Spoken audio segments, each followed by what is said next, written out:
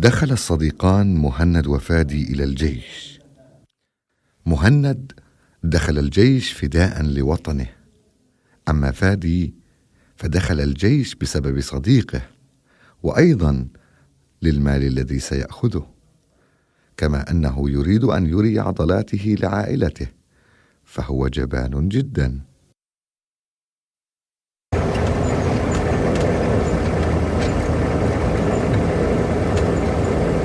استعدوا يا رجال، هذه ستكون معركتنا الأخيرة والقاضية. أعرف أنكم خائفون من الموت، أنا أيضا أشعر بالخوف، ولكن فدى الوطن لن يجعلني أخاف، وأقسم لكم بأني سأكون في الصفوف الأمامية من الجيش، فحياتنا رخيصة فدى الوطن.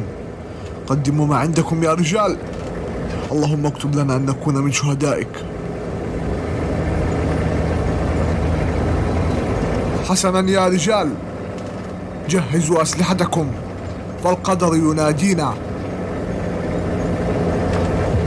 كنت أحلم بهذا اليوم طوال حياتي، أن أكون هنا لأفدي وطني بدمي.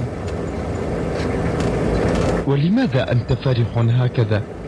نحن ذاهبون إلى الموت بأرجلنا. سوف أكون هنا في السيارة أنتظركم إذا رجعتم أحياء. أنت حقا لا فائدة منك. لماذا دخلت الجيش من الأساس؟ من أجل المال طبعا يا عزيزي. يا لك من غبي، أعتقد أنك ستكون أول شخص يموت فينا إذا بقيت هكذا. سنرى. هيا بنا يا رجال.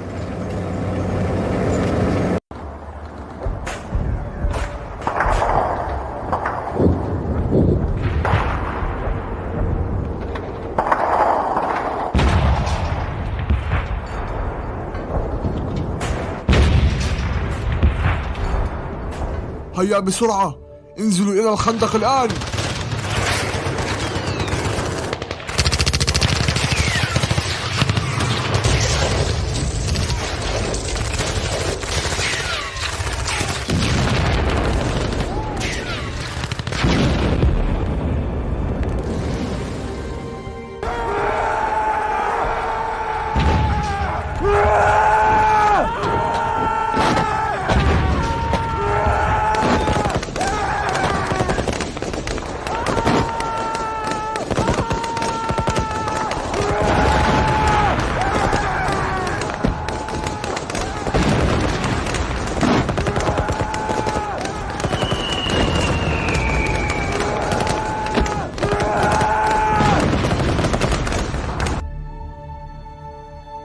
كانت ساحة الحرب كشعلة حارقة، قصف، إطلاق رصاص، قنابل، الجميع خائف.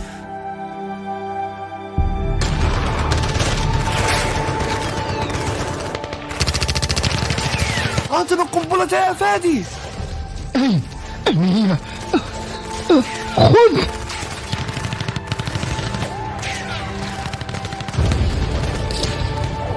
عبئوا بنادقكم بالذخيرة، هيا ولنخرج إلى ساحة المعركة.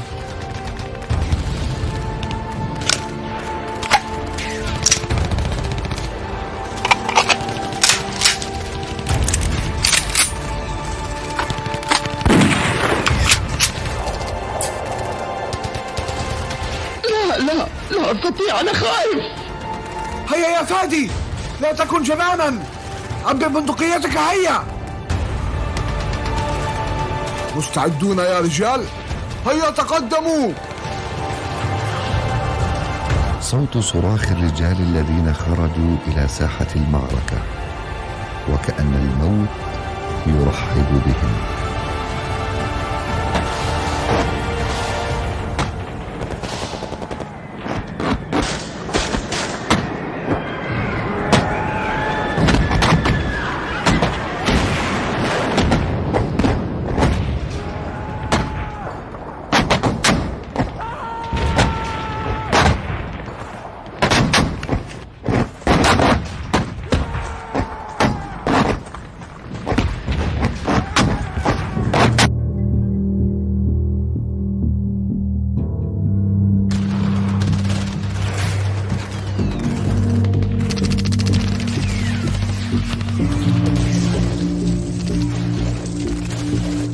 عليه، إنه أمامكم مباشرة. أنا خائف يا رجل. لا أريد الموت. كن رجلا ولو لمرة في حياتك واطلق النار. يا إلهي، لا أريد الموت. أبئ ذخيرتك، هيا. حسنا يا إلهي، ما هذا الجحيم؟ بسرعة يا رجل، إن العدو يتقدم، بسرعة. أطلق النار على مهند، تماسك يا صديقي.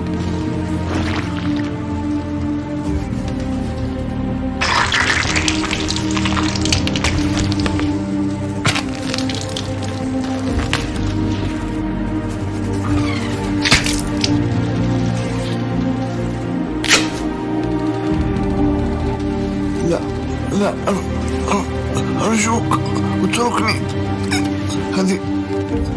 هذه هي نهايتي. لا أريدك معي. لا، كان يجب أن أموت أنا وليس أنت. هيا قاوم، كن قويا، هيا.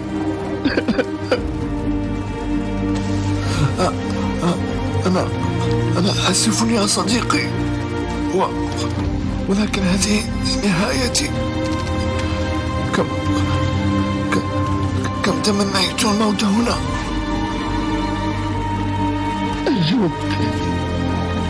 أرجوك لا تقل هذا. سوف تحيا من أجل ابنتك، من أجل زوجتك، من أجلي.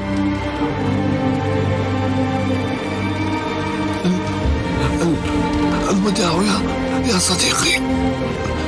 أبلغ عائلتي تحياتي، ولا تجعل موتي يروح هباء.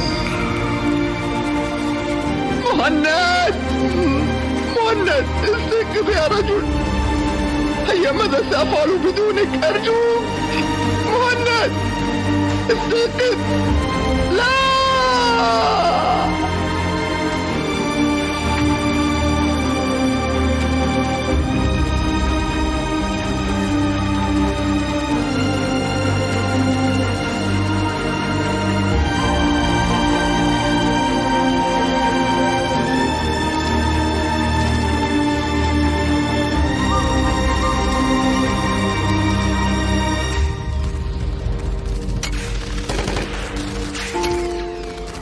انتهت الحرب بخسائر فادحة، مات فيها العديد من الرجال الشرفاء والكثير من الأطفال والنساء بسبب القصف على المدن. هذه هي الحرب، تجعلنا نفقد أعز ما نحب، لا ترحم ولا تعرف صغيرا أو كبيرا، تدمر كل شيء. لقد كان هذا درسا لن ينساه فادي إلى الأبد، فقد مات صديقه ونيته خالصة لفداء وطنه وروحه، فلقد ضحى بماله وعائلته، والأهم من هذا أنه ضحى بروحه فداء للوطن. وسيبقى فادي يروي قصة صديقه الشجاع الذي لن ينساه أبدا.